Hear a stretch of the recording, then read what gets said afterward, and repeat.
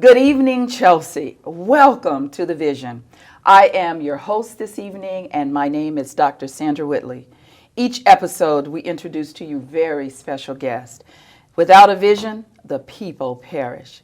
So I will introduce to you this evening our very special guest who is doing remarkable and amazing work in this community of Chelsea, bringing awareness to everyone about how our girls, our women, our men, and boys can have better relationships with one another. She has found the secret to how we can protect women and girls against violence. So I want to introduce to you Carew Pitch. She's the executive director of HarborCov right here in Chelsea. So, Carew, speak to us. Share what you know. Thank you so much, Dr. Whitley, for having me here today. By your introduction, I feel very special. So I'm Carew Pitch. I am an executive director at HarborCov, and today we're going to take the opportunity to talk about who we are, what we do, what community we serve. So HarborCov provides safe and supportive services for survivor domestic violence. We have a 24-hour crisis hotline, case management for individuals and families. We provide economic support for families and individuals. We also provide housing and supportive services. We also do public education and training for the community as well. So we work with survivors from our community based through Charlestown, Revere, Winthrop, Chelsea, and East Boston. For 2019, we served about 500 survivors from the community base, from the 5 communities. 500 survivors? Yes. Okay. And they come from where? They come from Chelsea, Revere, Winthrop, Charlestown, and East Boston. Oh, okay. And we I thought I heard about some that come from out of state. Yes. You do have. Yes. Okay. We also provide, we call emergency to permanent housing for survivors throughout the state, throughout the country, and sometimes internationally. Okay. People who just have to flee domestic violence and they need just like a safe place to stay. So they can call a hotline, they can call our business line as well. So through our housing, we serve about 300 survivors annually.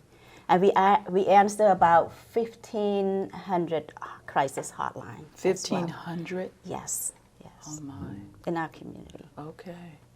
So how long have you been with HarborCov? What brought you to be there as the executive director? So I started HarborCov 20 years ago as an advocate and got promoted throughout the year.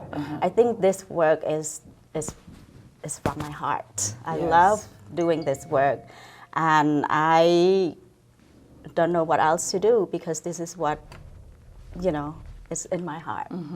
So what kind of success stories or what kind of stories that you had for all these survivors? What are typically some scenarios? Yes, we have so many success stories.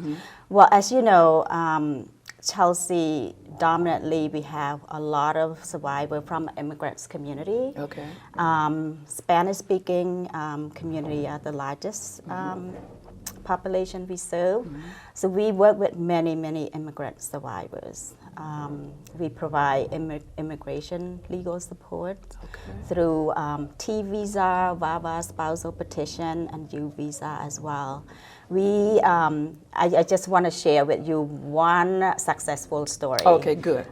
We had an 18-year-old young girl came from other country, and she was experiencing domestic violence abuse. And because of her status, because of her situation, no other legal services can support her. And through HarborCov, we were able to support her, give her all the, kind of wrap around supportive services to not either support her with housing, education, transportation, and also able to kind of access the documentation for her, immigration documentation for her. And it took us 5 years, but it was a great success. No one would take her case. And finally, she's free of abuse, and she, at the time, she was in college. She has her immigration documentation. She could work, she could go to school. Did she finish her program at the college? Did she graduate? Or is she still working on it? Or? I'm not aware of that. Oh, okay. At the time, we knew that she was in That's college. what she was doing. Yeah, and that she was was very doing. positive. Right, yeah, and it's always good to have positive Exactly. stories. We have so many successful stories. And so that's why it's so well worth it. That's why it's such a passion for you, right? Yes, it like I said, it's my passion, compassion. It's come from the heart. Okay. Yes. So so I know we have an event coming up. So you want to tell us a little bit about that? Yes. Okay. So that's why we're here with you. We want to promote the White Ribbon Campaign event. So the White Ribbon Campaign is a statewide event, and usually it kicks off in the first week of March. And most local community kind of have their event throughout the years. And so I'm gonna turn it to Nancy to speak about what the White Ribbon Day event is. Okay, good. And the history Because I would of like the White for you to Ribbon make Day sure event. you explain the white ribbon. So that's what Nancy. So we want. Okay, Nancy. Well, welcome. We're so glad to have you as well, the family engagement manager at HarborCov. So welcome. So we'll tell us and give us a little bit more background, and especially explain white ribbon. Yes. Okay. Well, I'm very pleased to be able to talk about the White Ribbon Campaign because it's an international campaign to end violence against women and girls, where men and boys are invited to take the lead in this. And it is a campaign that started in Canada, which is my home country. And that began in 1991 in Toronto, actually the city where I used to live as well. Oh, wow. And a group of men there decided to hold a vigil and a rally that then turned into this international campaign that we now know as the International White Ribbon Campaign. And it has just spread around the world. It's the largest movement of men and boys to end violence. And when did you say that against women. started? 1991. 1991. Wow. Now, tragically, and this is what I'm not particularly proud of, is that the reason why this campaign began is because in 1989 there was a massacre that took place at a university in Montreal. And on December 6th, 1989, a man barged into the classrooms of the engineering department. And he was someone who hadn't gained entrance into the program, so he was quite bitter and resentful of this. And felt that women should not be in this program. So what he said was, women, I want you all to line up against this wall. Oh, no, don't tell me. Which program? The White Ribbon program, or what? A program An engineering program. At the university. Oh, okay. And then he killed 14 engineering students, women. So it was clearly a gender-based act of violence. Oh my gosh. And due to that tragedy came this movement, inviting men to step up to the plate here. So was there any type of research or analysis done as to why, other than, him just having this hatred towards women in this career field, but was there any more research that could say what may have led to him? I think it's the general culture of misogyny, where women are, assigned a particular role in society, and, in his mind, women were not meant to be engineers, and he as a man felt disempowered, by his experience of being rejected from this school. And so thank you for asking this question, because the White Ribbon Campaign indeed does address what we would call unhealthy or toxic masculinity, notions of what men are supposed to be, what women are supposed to be, that perpetuate violence against women and girls. And so in this campaign, we talk a lot about gender roles and what a healthy masculinity would look like as a way to prevent this kind of violence from continuing. Because sadly, this example of what happened in Canada is not the only one. It's something that has sadly continued. And once the movement started in Canada and Toronto, so which state in the United States did it take a foothold? Was it California? Was it Ohio? Was it right here in Chelsea? So Because it's spread. Throughout United States, we have Domestic Violence Coalition. And the coalition and local program take on the White Ribbon Day campaign to really promote men and boys to stand up against violence against women and gender-based violence, because that is the root causes of domestic violence. So throughout the United States, Domestic Violence and Sexual Assault Coalition take on the White Ribbon Day campaign. And how is that connected with Jane Doe?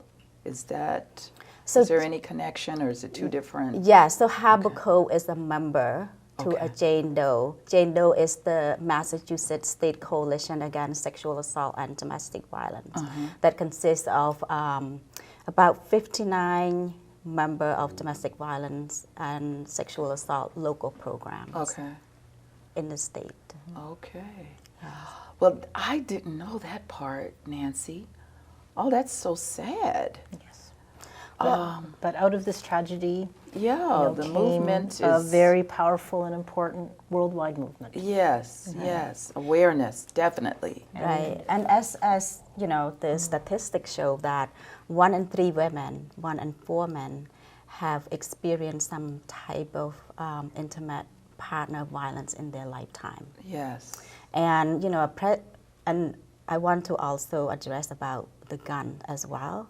A presence of a gun in a domestic violence situation increases the risk of homicide by 500%. 500%? Yes. Oh my goodness. Right. Okay. This is painful. However, that's why we're rising above the pain, because you have the vision for this event that's coming up in March. Yes. You want to tell us a little bit more about that? So on March 26th, from 6 to 8, at Revere Elementary School, I think it's elementary school or middle school, at Romney Marsh, we are promoting the White Ribbon campaign to raise awareness about violence against women and girls from 6 to 8 p.m. We would like to invite mostly men and boys to participate. And we have a very honored guest speaker, Tony Porter from A Call to Men. He does a lot of national work and international work to bring men together to be part of the solution to end domestic violence. Oh. Tell us about the communities again that's invited. So you cover, HarborCov covers the community, how many? 5 different communities? Yes, and so those we're inviting that everyone from Charlestown, Revere, East Boston, Winthrop, and Chelsea. To participate in this meaningful event. Okay.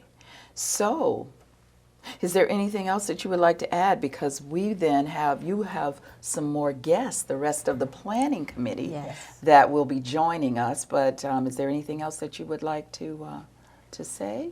Well, maybe I'll just add that for me, and I think for Crew and all the members of the planning committee that you'll be meeting soon, this work really addresses the root causes of what we deal with at HarborCov every day, year in, year out. And we want to see that end.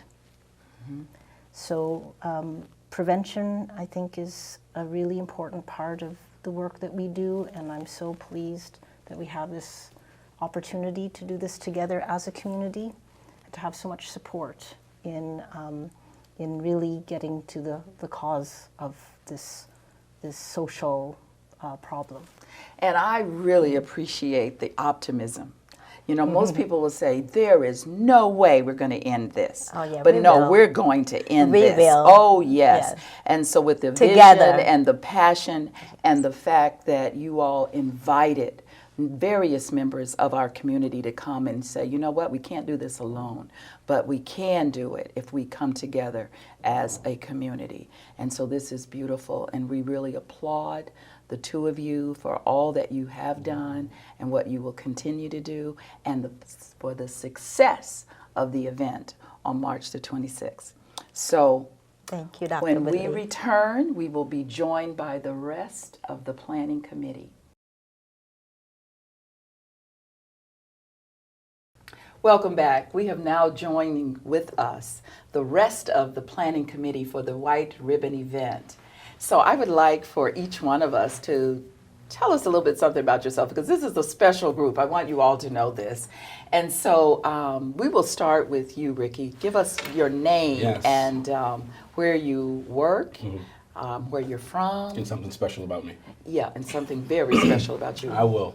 My name is Ricky Grant. I'm the Chief of Community Engagement for the Suffolk County District Attorney's Office.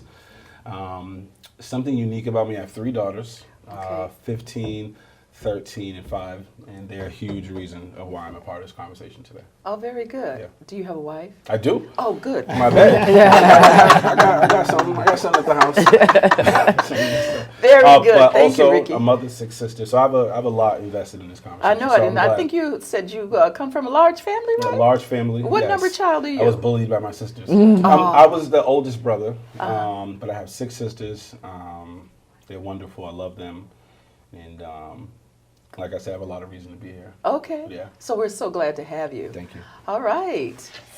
Hi, Dr. Whitley. Hello, counselor. I am Damali Rideau. I'm a city councilor here in Chelsea. Something special about me is that not only do I have a biological child, I'm a mother, but I also do a lot of youth work, so I'm like a community mom to a lot of young people, a lot of young boys. I run a basketball league, and so it's really important for me to make sure that I'm being a positive example and leading them in the right direction. So it's really important for me to be a part of this and making sure that I'm contributing to creating a better world for all of them. Oh my gosh, good. Thank you.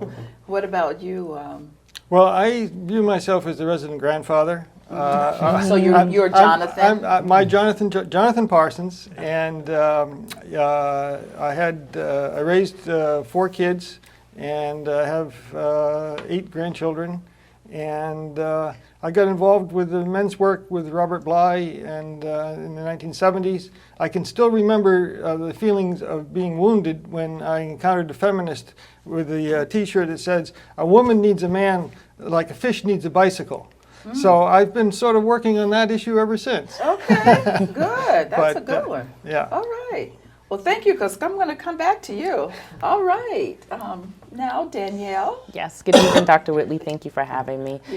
So my name is Danielle Drummond, and I'm the Deputy Chief of Community Engagement at the Suffolk County District Attorney's Office. Wow. And something unique about me is I feel uniquely called to healing work. So I got my certification in Reiki.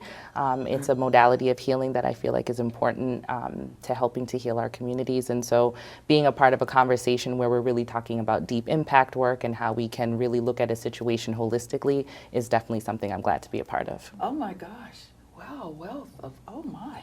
I didn't know all this. Okay. Well, Santo, come on. Tell us Hello, about Dr. you. Whitley. Hi. Thanks for having me. So I'm a sergeant with the Winthrop Police Department, and I'm tasked with doing follow-up and outreach into our community, using the police information as indicators for people that might be struggling with certain issues. It started based around addiction, and it's morphed and grown into a program that we utilize to touch base with people who are experiencing domestic violence challenges as well. Very interested on the addiction component and the intersection between intoxicating substances and violence and relationships, and the interplay between the masculine and the feminine sexuality and the tension that gets created and understanding it. So what's special about you? What's special about me? I'm married to my best friend. Oh. I have a daughter. I have a son. and I just got accepted into a doctorate program. Congratulations. All right. Well deserved. Not yet, Sarko. not yet. Yeah. Well deserved. It's coming. That's right. And what is going to be your emphasis? That's good. Clinical psychology. Yeah, that's what I thought. 'Cause Absolutely. You are the psychologist on the police force. Yes. One day. So which number child are you? I'm an only child. You're an only child. Okay, Yes, that's and like my I grew up in husband. Chelsea. Okay. Oh, you grew up in Chelsea? I grew up in Chelsea. Oh, you went to Chelsea High? I went to Chelsea High, That's the awesome. old high school, for 8th grade. Oh my God. And then I went to Newman Prep in Boston. Okay, so you're just on home territory here. Oh, that's beautiful. Welcome home. Okay. And Danielle, did you tell us how many sisters and brothers? And So I'm the third. I'm the youngest. Okay. I have a brother and a sister, Okay. and I also have a son who's 7. okay, very good. All right. Did you tell us how many sisters and brothers? And I was an only child. And another only I child. grew up in Cape Ann in Gloucester, Massachusetts. Ah, very good. My mother had two children, so me and my sister, but she fled a domestic violence situation, and my biological father has a bunch of kids that I don't really have relationships with. I don't really know them. Well, we just want to give a shout out to Karu because she knows how to bring people together, right? Yeah, she brought us all together with this very diverse backgrounds that we have for a cause, as we heard Nancy say earlier, because we're going to end this. And with getting the community together and really allowing ourselves to just open up and talk to one another, because when we see each other, who would have thought, just even with your backgrounds, but when we realize that, that there is something more to each one of us and all of us, I'd love to say this, we just want love. But it's coming out in the wrong way because of the increase in violence. And when you talk about relationships, and that's the whole key thing, we need to understand how to build and what it looks like to be in good relationships, right?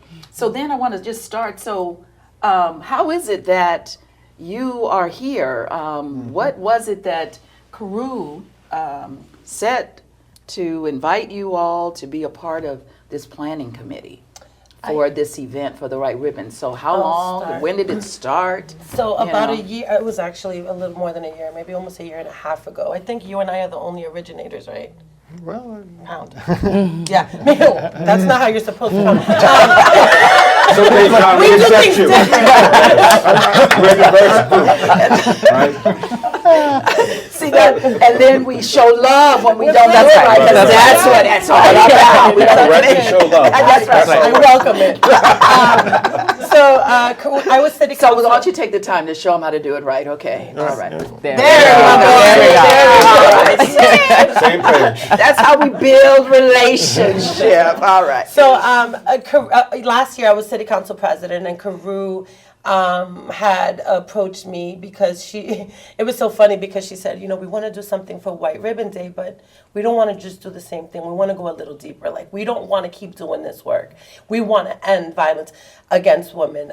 Violence is a learned behavior. We can unlearn it. So we need to do something a little deeper. And so she called this meeting where... That sounds like Karu. Oh, yeah, I know. She called a meeting with some leaders in the community, the city manager, chief of police. I don't remember if you were there, but there were a couple of other people in the group, and we were just figuring out what can we do. And it's funny because I've known Karu for a long time, and we come from a history of restorative justice circle training and facilitating those types of healing spaces. But she wanted to do it in a field where we're talking about police and fire and mayors and city managers that's usually male dominated. And I was like, she's crazy, but I was in for it. And so that's how the original conversation had started. We sat down with some folks and we decided, let's just do one big circle and invite police and fire folks and probation officers and men in leadership positions and women in leadership positions, and let's just have this huge circle and let's talk about violence against women and how we can possibly contribute to fixing it and holding men to a standard that if they see violence being acted out in front of them, that they're going to step up. It's caused by them, so it should be them to try and stop it. And so how do we encourage and support one another in doing that? And so that's how I came to know some of the other beautiful, amazing people that are at this table, and I will be quiet now. Oh, very good. I like that. Okay, so who want to join in and share? Maybe Jonathan. Jonathan, how did you get involved? What did Carew? Well, Or it wasn't, yeah, you're right. I was going to say, it wasn't Crew directly, but very indirectly. But Nancy, I know Nancy through a dance circle, and she started to talk about the HarborCov, and my first role here was painting a room where a family that was leaving and they wanted to freshen up the apartment, and so I came in as a painter. And one thing led to another, of course, and here I am. Very good. Okay. Well, we're welcome. Glad to have you. All right. Who else? All right. Sarko, how did you? So many months back, it came across my path that the larger circle was meeting at the Revere Police Department, and I believe I was on shift. So my chief said, there's an important event happening right down the street. I need you to go, as chiefs their schedules can get out of hand really fast. So that's when I came, and I was fascinated by the discussion and the idea about going deeper and exploring in a transformative way what to do about this issue, right? And in Winthrop, I'm following up and trying to find people who may need help and trying to connect them to the right resources, which is HarborCov for us, for this topic, right? And that's where I asked that question, you know, where my interests lie, you know, the intersection of intoxicating substances with violence and waking up to the different types of power people have and how power can be addictive in and of itself. And I asked some question related to that, and then I was approached by those fabulous ladies. Yes, very good. There is something, yeah, that's right. That going deep. Okay. Want me to go? Yes. Yeah. You gave me the side eye. When Rev give me the side eye, you know it's your turn. So I got an email. The DA got an email to come and participate in a conversation around masculinity. And then it got kicked to me, which I'm glad. Right in that time in my life, I had just seen Surviving R. Kelly. It was a documentary that aired on Netflix. And long story short, it detailed the abuse of young girls. And when I watched it, I remember being a teenager at that time. And I remember how it was a joke. It was funny, the things that were happening, girls being peed on. And when I watched it this time as a dad, my alarm went off. It went off. And after I watched it, I reached out to a community activist in Boston and said, we have to bring young people together to react to this. Like, I want to hear the reaction. So as we started facilitating these conversations, the term toxic masculinity came up. And it was the first time that it registered in my soul. And as I listened, my invite to come and be a part of the masculinity conversations was right on the heels of a journey I had started. Like, I was now on that journey and open. And so I was grateful to come. And when I walked in, it was fire chiefs and police, you know, people who had positions of power. And so I feel grateful to be a part of this group and a part of what we're doing. The masculinity thing is huge. And our attitude as a society towards violence, right, towards girls and women, there's no alarm, right? Carew said earlier 1 in 3 or 1 in 4, and that's just what's reported. So I'm incredibly alarmed. I'm alarmed for our girls and our boys. They're both in danger, and so I'm totally with end the violence against women. So I'm glad that I'm glad I came in. I'm glad the DA sent it my way, and I'm glad to be a part. Very good. Thank you. All right, well, Danielle. Yeah, absolutely. So I was lucky enough to join the district attorney's office in August. And when I came on, I think about a month and a half into it, we got the invitation to come again to the work that you guys were doing to one of the circles. And I was just incredibly impressed with the work that I saw that was happening here, the dedication. I think a part of the reason that I'm always attracted to being within institutions that hold policy and power is because I understand that experience and bringing that knowledge to bear in that space is what's really going to get us to a place where we can move and see some outcomes and some impact. And so being able to be a part of something that's deep impact work was incredibly exciting for me. Being in conversations around domestic violence, around toxic masculinity is something that I do in my life on a consistent basis. I was always the girl in the neighborhood who had all the guys who were friends. I also had all my set of girls who were friends as well. But ever since I was a teenager, I was always in conversation with my male friends about relationships, about how they're relating to women. Having experienced and lived in a family unit where domestic violence was also present, it was something that was always at the forefront of my mind. And so being able to now utilize my life lived experience and think about how that then can impact policy on the ground level and the lives of women is something that I'm excited to do. And I've joined the group of men that she is teaching. So we're having conversations all the time. It's a reciprocal relationship. I know what I'm talking about now. So, Beautiful. So Carew did a good job. And I just have to say that, just an answer to prayer, because you guys, this is some heavyweights here. Just heavyweights, even within yourselves. And even in the midst of the trials and the tribulations that we go through. You know, I know of the Almighty who just says, you know what, we should consider it joy because we just don't know. It's going to increase our faith and it's going to cause us to persevere. And with everything that we have, the motivation, the experiences, and then the education, and when we see that this is a really big problem, not just locally, but internationally, and with the passion that you all have, I just believe that the vision is going to move forward.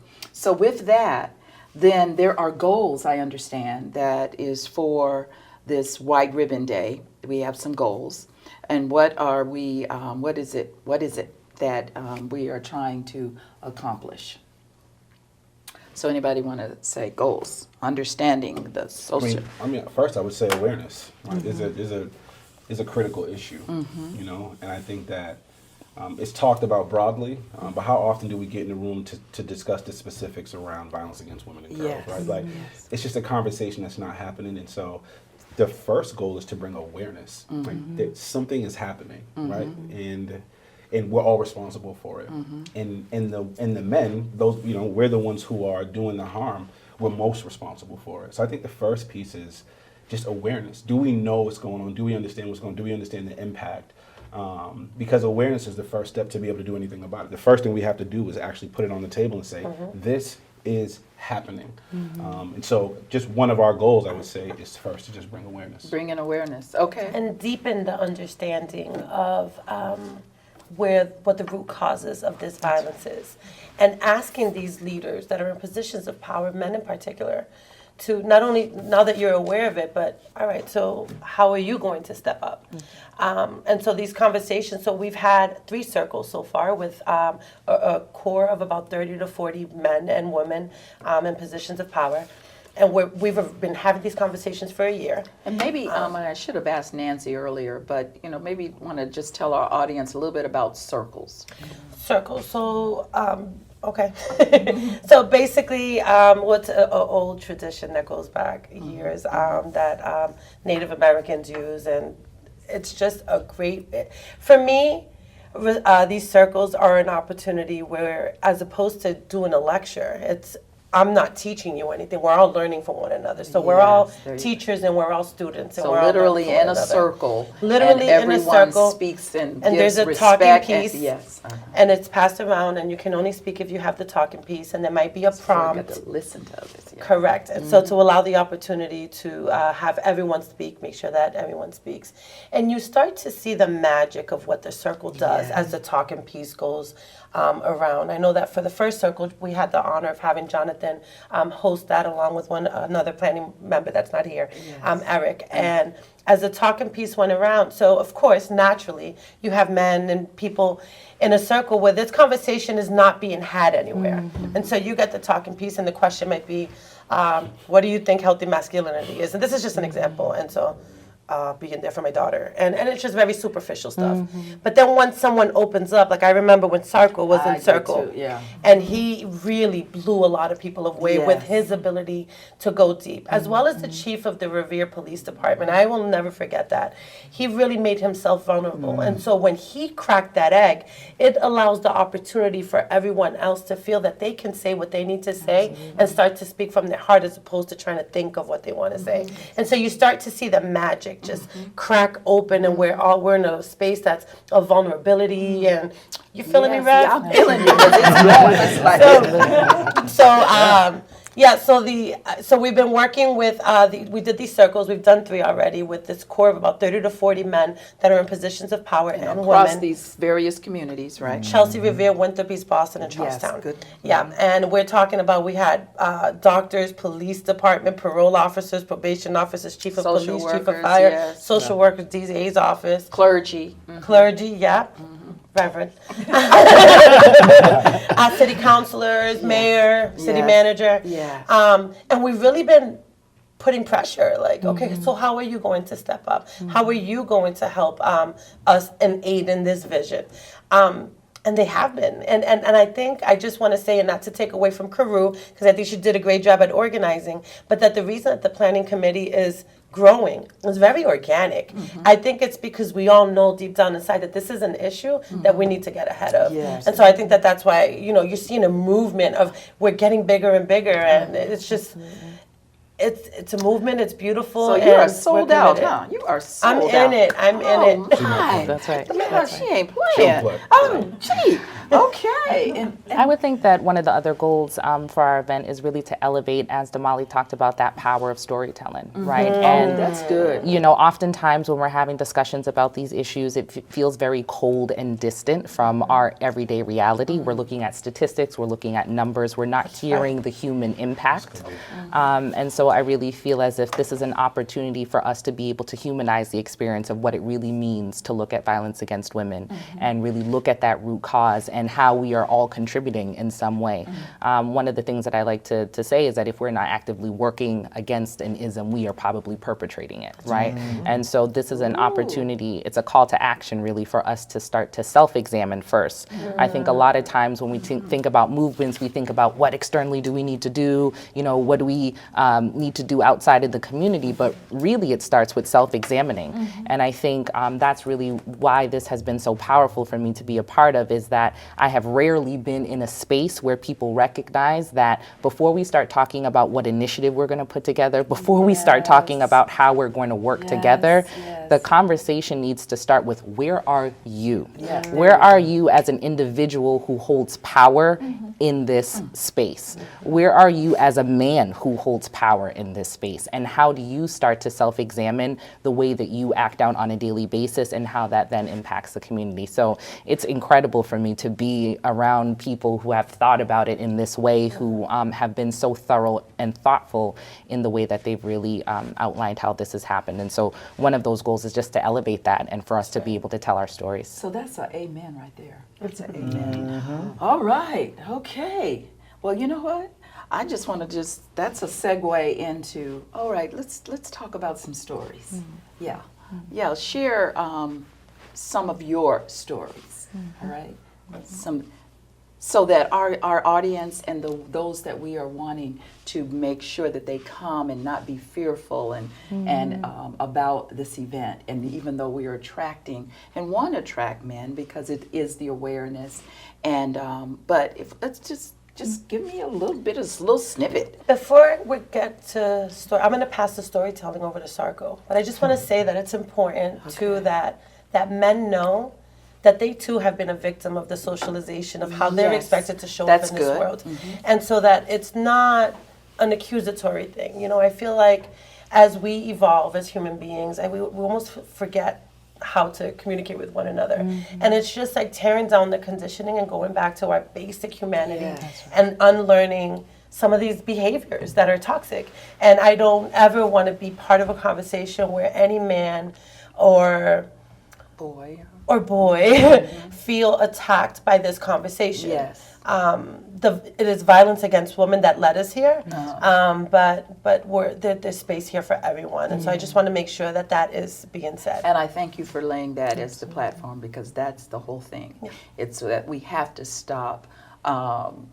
It needs to start with us. Just no matter what category, no matter what issue, it needs to stop where we blame. It appears that we're blaming, condemning, and judging. We want to bring people in, and how do we do that? And so again, it's like Danielle was saying, you know, be able to lessen the threat and let people in, be vulnerable, you know, that we can tell ours, and then that somebody else can say, oh, you know, I can identify, you know, with that, and therefore it must be okay. It's safe. And so maybe I should come on in. And that is what I believe that the event on the 26th is supposed to be. It's supposed to be about, first of all, we want to bring you in, but it's not to beat you up. Right? So we're looking at be courageous, be strong. And that's what I believe guys can identify with. But it's also good that we have the diversity of gender, male and female. Because see, you brought us right back into that, because you're a mother, you know, you bring us back to, because if I have sons or if I have a daughter, you know, I can't be pitting, you know, one against the other, the gender. Can I add something to what you said? And I'm coming to you too, Sarko. Still not, you said be courageous, be bold, but also to the men and the boys, be healed. Yes, okay, So good. like, yeah, come be courageous, come be bold, but come be healed, because we've been harmed in the process. I'll just quickly share this, and I'll throw it to Sarko. Sorry for lying, Sarko. TV is recorded. Oh my God. No, but I think it's a good segue.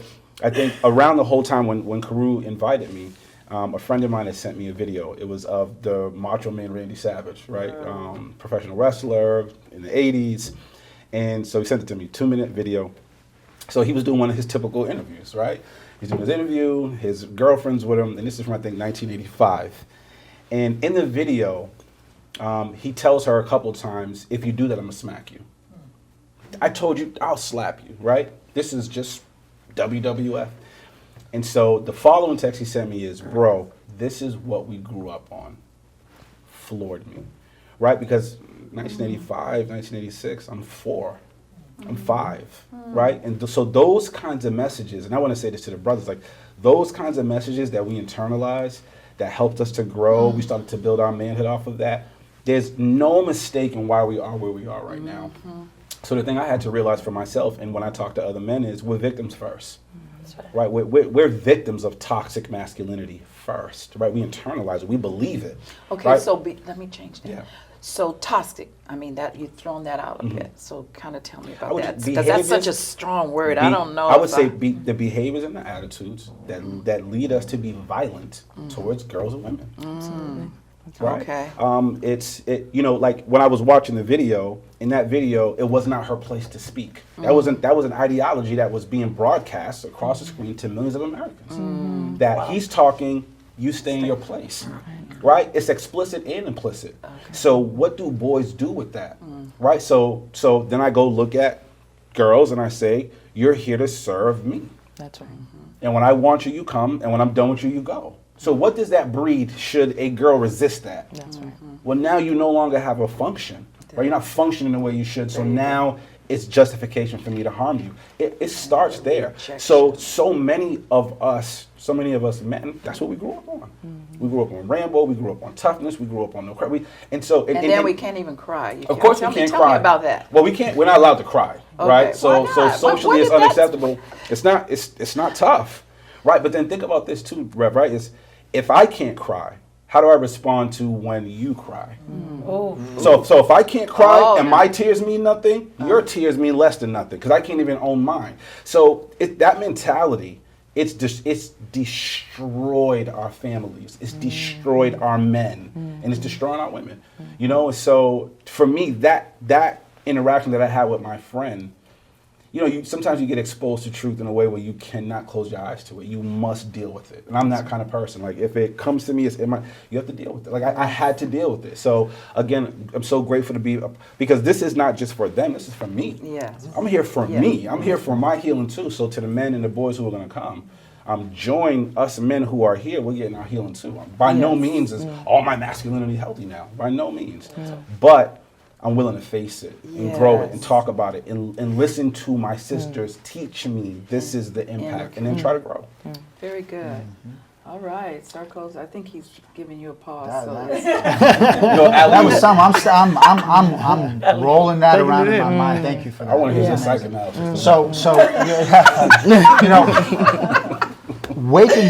Waking up to these truths is difficult. It's painful. So people will feel resistance, right? They'll want to move away. They'll be inclined to hide, because coming out into these truths is painful. Absolutely. And like you said, we're not allowed to feel. Feeling is not okay. We're only allowed a tiny little sliver in the category of feeling. Rage, anger, right? Upset, madness. So my challenge to men is come to this event. Come to this event. These considerations have been taken seriously. The planning committee takes this topic seriously. The guest speaker is powerful, passionate, kind, caring. It is going to be a safe place to learn and grow. So, and cry if you got to cry in you, right. because then I want you to tell your story. So I think that's a good segue. Sure. So we're going to come back to you, Saro, but you said something, and so I'm thinking about Sure. that story. That cry. Yeah, absolutely. You got to get it out. Absolutely, and just listening to my brother speak here is just another, I just have to say how grateful I am to be in this company. It's really an incredible company to be in. And so just, piggybacking on what you guys were talking about in terms of this internalization of not being able to really express and being given very limited ways of being in the world. Just also too, to your point, Reverend, in terms of what does toxic mean? Toxic means not anything that limits us from being able to live out our full humanity, right? And that includes it's toxic for women, and just as you pointed out, it's toxic for men as well. So the story that you're referring to is one day I was walking up the street with my son. We were coming from his football practice, and I could hear screaming on the street. And I wasn't sure what was happening until I got closer, and I realized it was a teenage boy, and he was beating up his girlfriend. I put my son in the house, and I ran back out to intervene. So as I'm approaching, I'm trying to think about what my approach is going to be in terms of this intervention. Another woman along the street stops and jumps out of her car as well. She starts to intervene. She physically puts her body in between. I physically put my body in between. She takes the girl to one side. I take the boy to one side. And, her messaging was, of course, immediate alarm, right? We were alarmed that, we're looking at these two very young people in this very sad situation. He didn't seem as if he was out of control. He seemed scared almost as well. He seemed sad. He was trying to pull her back in by the time we had gotten to them, right? He had finished hitting her, and so it was the, come back, right? And so the woman was saying to the girl, this is not what you need. Like, do not listen to him. Come with me. I will take you home.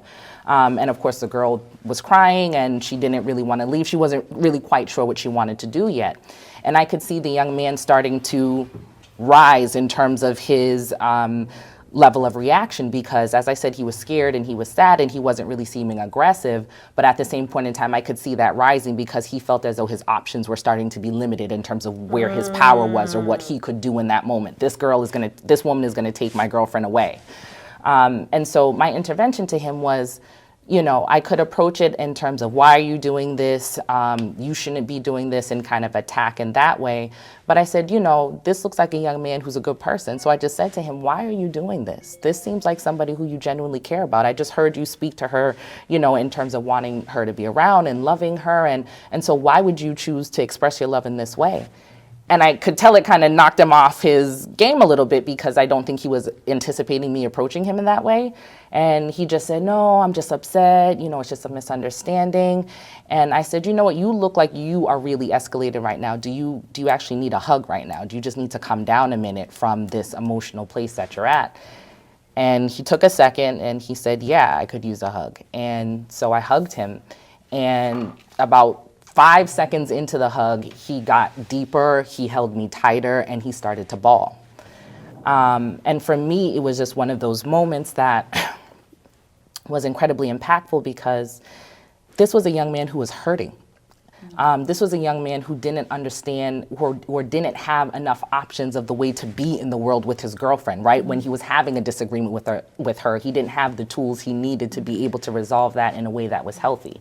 And so what ended up happening was me hugging him and interacting with him gave the woman enough time to take the girl away, so to kind of remove that as a trigger. And I started to talk to the young man and just encourage him and say, listen, I can offer you support, I can offer you community resources, because you need to tell me if this is something you want to continue to do. Is this the way you want to be? And he said, no, it's not the way I want to be. I want to do something different. And so from that, I was able to connect him, to some men who I knew in the community who would be good role models, who could be good mentors, and who can connect him to some other community-based organizations where he could potentially get some of the help that he needed. When you really looked at the base of what he needed, it was self-esteem, right? He needed a job, he needed all kinds of different things to kind of build himself up so that he didn't feel so powerless in the world. Yes. And the reason why I thought about that, because you were speaking, and this is the part of the anger. We're not taught how to handle anger. And so this was a scenario, at least that I heard about, that, you were able to, not run from it, mm-hmm. not call the cops mm-hmm. and let them come and take them to jail, right. Without understanding and being there for him. Yeah. And so when you were saying that, Sarko, that's what I was thinking, we're like talking about this anger and all these things that are just, these feelings that are just so pent up, and then by the time they're manifested, who's there to help and to guide me without punishing me? Right. Because that's usually what happens. It's that last straw or something, and then someone's hurt, and then I go right off to jail. And this is the thing about even families knowing what to do and how, to give some direction and some support, some love, because mostly, and then the girls are walking away with this rejection, and so then they're from boy to boy to boy to guy to guy to guy, looking for this love that they don't know anything about. And so because they have learned whatever it is we've learned, we're thinking that this is what the relationship should be about. Mm-hmm. And so we need to, when we talk about going deep, those are all the things that we need to take into consideration, right? And so as we are talking about this event and moving forward, so what else when we're talking about the depth? Do you have something you want to share, the storytelling part? Yeah. Well, for me, the intersection of the communities with the people happens for real. It's what I'm tasked to do, right? And the prevention component that we started looking at, right, with the first group that you were speaking with, Nancy and Carew, prevention. How are we going to come across the data we need to find the people who need help? And then when we find that information, what are we going to do with it? Mm-hmm. So for me, it's wonderful that there's 5 communities here working together to network so that we have the correct people, the correct mentors, the correct agencies to connect people to, but also to find people before the emergency intersection with law enforcement, which usually triggers an arrest. That's right. Yes. Because we are mandated by law to bring in the dominant aggressor. Yes. So it's really important to do this, or people are going to get hit, hurt, and arrested. Now, the one thing I didn't ask, maybe you know this, but I know that the numbers are escalating. Where it used to be in the old days, for the most part, it was always the guys going to prison, going to jail, right, for some violence. But now the numbers are increasing substantially with women, right? And this is, so it's got to stop because this is, It's what makes you're DA, you probably. I would just say when we think about reimagining masculinity in this event, I mean, hopefully it becomes a conversation starter for families, right? Like to Danielle's point, I lament that people don't have the tools. I mean, just think about that. Like I don't even know what to do with this emotion that I have. As she was talking, I remember the time being outside playing football. My dad's throwing football around with all the guys in the neighborhood. And I remember getting tired or fatigued. And you naturally put your hands on your hip to try to gain your breath. I remember he said, drop your hands, right? But when Danielle talked about not having options, it's little things like that, right, that teach you, you always have to be strong. You never fatigue. You're never tired. You become robotic. So many of our men are they function way less than human. So it's like, this young boy's upset. Crying is not an option, right? Expressing feelings is not an option, and I'm not excusing it. It's just sad that hopefully this event, and I just want to talk about the event for a second. We want to invite the men and the boys to come out. Hopefully, this starts to hand tools that we haven't had. That's right. You know, like I thank God I was never in that situation. You know, I was an angry kid. God just never was in a situation like that. I could have easily been in a situation like that. I did not have the tools to deal with my anger. A lot of it was just suppression until God moved in my life in a certain way where I felt like something significant, something drastic happened. But so many of our boys are like that. They are ticking time bombs because we have not given them a construct to deal with their pain, to deal with their sadness, to deal with their anger, to deal with their frustration. The only thing that's been acceptable in the community I came from was anger was acceptable, rage was acceptable, violence was acceptable, vengeance was, all of that was good. Everything that existed outside of that was you would get called soft. And then you can't, and then you have to live in that neighborhood.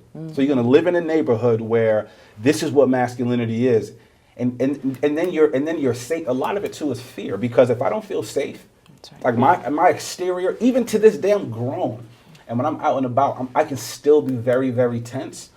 Just because of the masculinity that I was handed. Still to this day, I can walk into a room, size all these people up. No, it's crazy.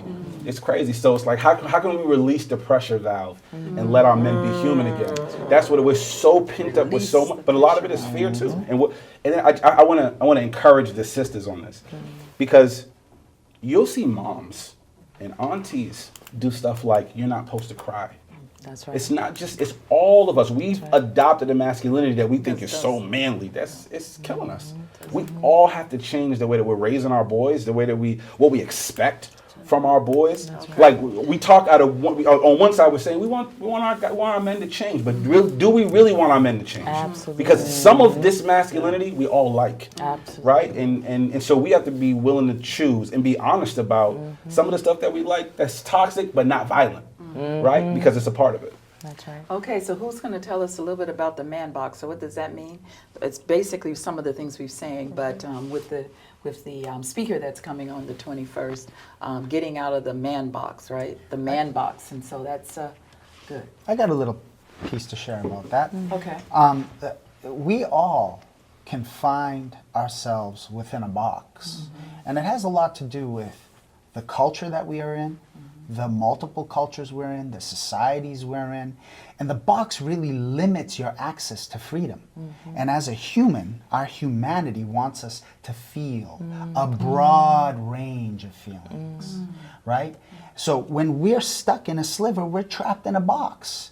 And every human being deserves freedom and breaking out of a box or an identity that no longer serves them well. And you can come and explore this at this type of a training. It's going to be safe for men and women, boys and girls to do that. You know? Very good. Some of the things in that man box, right? Like men are told you can't cry, you can't be vulnerable, you know, you get stuck in the box. And I love the way that you explain it, because it feels so rigid, right? It's like, how do you, yeah, exactly. So when Ricky, imagine you're told all of these things, you're pent up, and then you go to what you know. And so it's what he said about having a pressure valve, where it's like a release, an outlet, a way to, because it's just not realistic to think that anyone could live in this box and not Explode. And not be toxic. Exactly. You know?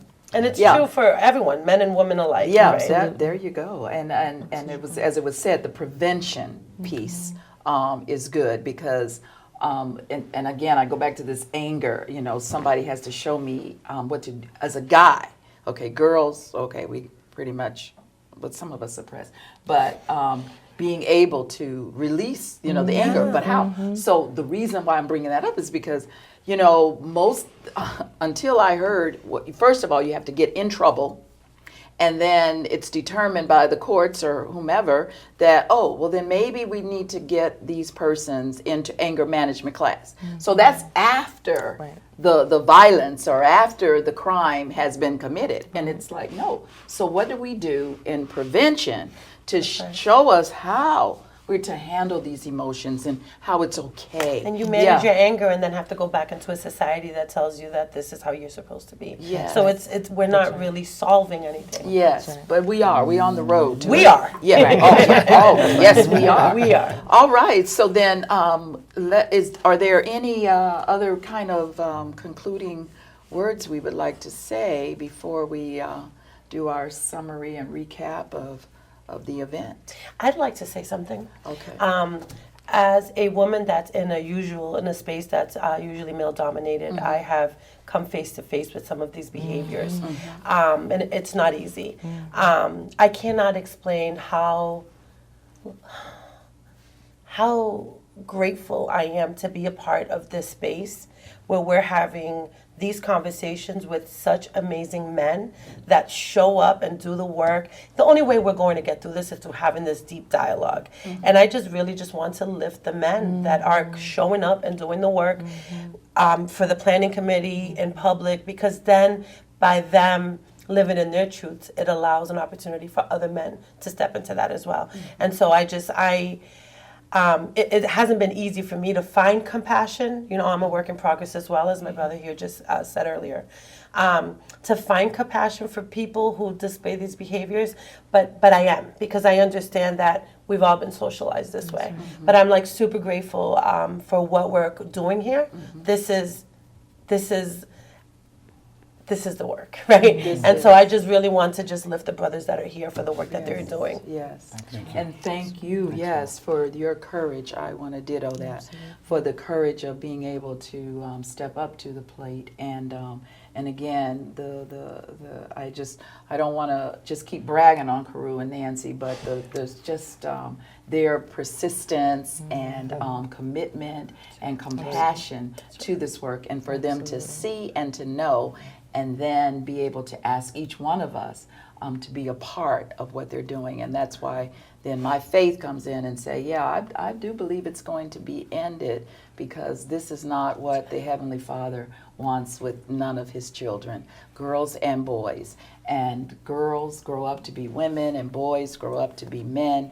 And we were getting ready to just change that dynamic with the help of the Heavenly Father. So I just want to put that out there, that's who is helping us. But it's the courage for us to be able to deal with it ourselves. And so I also want to applaud our leadership in these communities. So I know each one of you said something about that. And so as they may watch this, but we just want to say thank you. Thank you, City of Revere, Winthrop, Charlestown, Chelsea, and East Boston. Thank you for the fire department, police department, and our city mayors and city managers, and all of our male leadership. But we cannot do this one without the other. We need both genders, girls and boys, men and women. So with that, we want to say that it's time for us to close.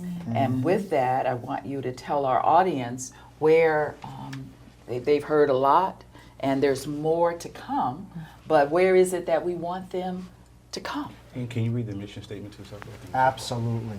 So I want to just say one thing about this. This is only a beginning. This is going to be a big, powerful beginning. But this isn't the ending event for something that's just going to go away. So to be here is to be at the forefront of a revolution that's starting within our 5 communities, and it's going to spread across Massachusetts. And I'm going to read right from the flyer to do it justice because it's so well designed. There was a lot of effort that went into putting this together. It says, wanted, strong, courageous men and boys to change the world by reimagining and promoting healthy masculinity to end violence against women and girls. All community members are invited to this white ribbon event featuring Tony Porter, the CEO of A Call to Men.